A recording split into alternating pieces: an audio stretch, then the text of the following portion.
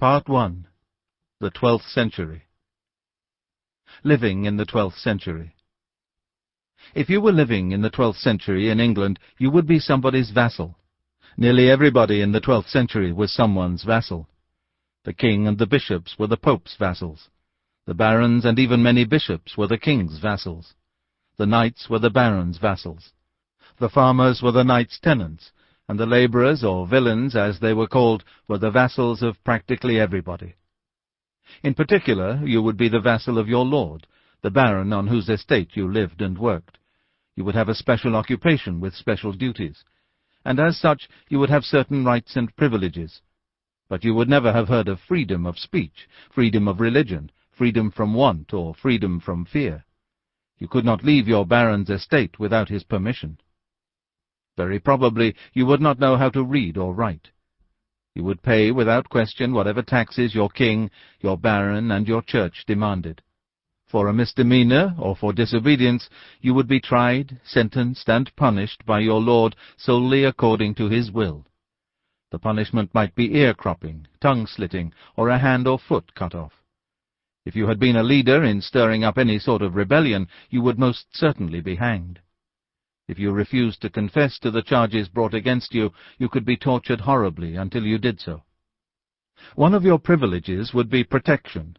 In the private wars which your lord carried on perpetually with his neighbours, and in which you were called on without notice to fight, you would have the privilege of fleeing to your lord's castle while his enemies burned your house, cut down your orchard, drove off your cattle, and defiled your well. This system of vassalage was called feudal. It was a great improvement on the violence and disorder of previous ages.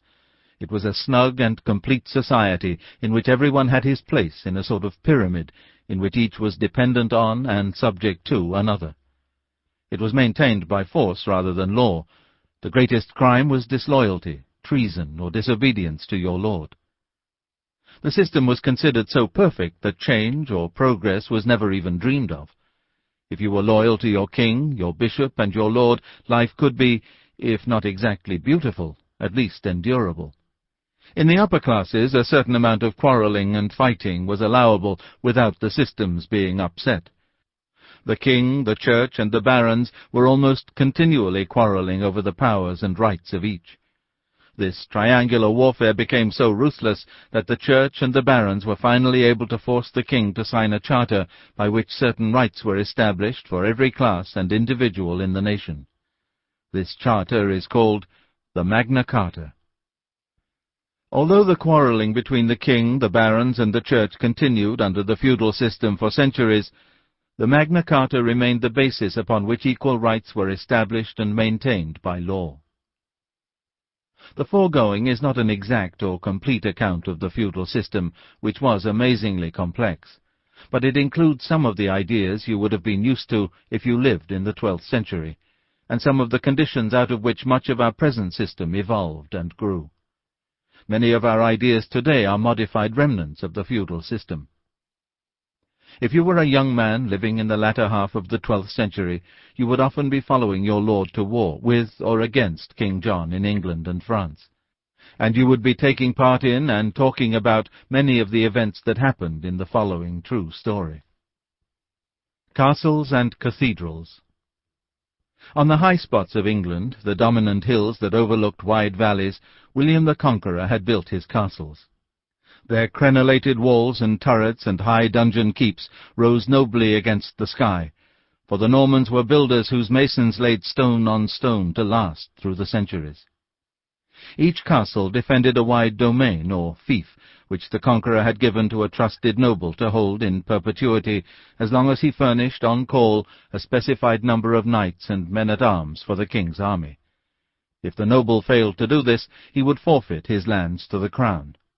To possess his lands, the noble knelt before the king and swore fealty or loyalty to his lord. On the same terms of loyalty and service, subtenants held land from their lord or his knights. These farmers, called yeomen, and labourers, called villeins, worked 2 or 3 days each week on the lands of their lord, besides tilling their own allotted fields. In addition, they were required to pay numerous taxes, fines, and fees, which were continually assessed by king, baron, and church to keep this fine show going. These dues were paid mostly in goods and services, for there was little money in circulation. The king caused all the rich and powerful among his subjects to take an oath of loyalty and service to him. So, besides being the largest landowner, the king had on call the most powerful army in England.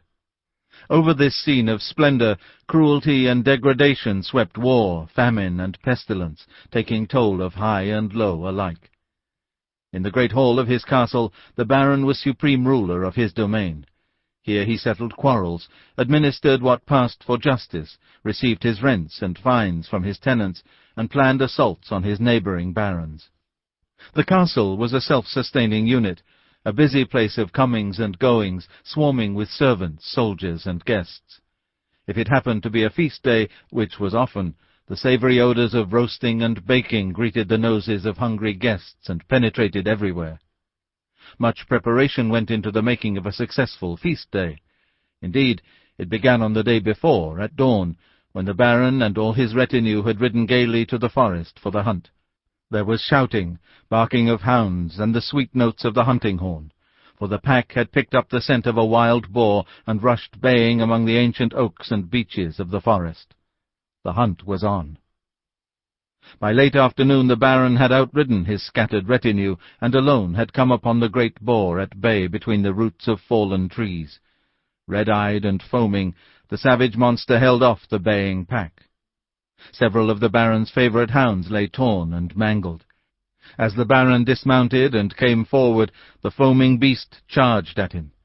Bracing himself behind his heavy boar-spear, the baron drove it through the animal's heart. In answer to his winding horn, his scattered followers soon found him. With loud admiration of his skill and valor, the gay cavalcade rode back to the castle, hungry and weary. All next day the kitchens were busy with preparation. That night, in the great hall of the dungeon, a huge log burned merrily on the hearth. In the murky light of smoking torches, bright banners and rich tapestries gleamed on the walls. On a dais at the head of the hall, the baron and his lady, amid his knights and noble guests, sat at table. High-born ladies, gorgeous in silken gowns of red and blue, exchanged smiles and coarse jests with curly-haired young squires in striped hose and embroidered doublets with enormous scalloped sleeves. In the lower hall, at trestled tables on backless benches, sprawled the lesser folk, men-at-arms, hostlers, foresters, farmers, tenants with their broad-hipped wives,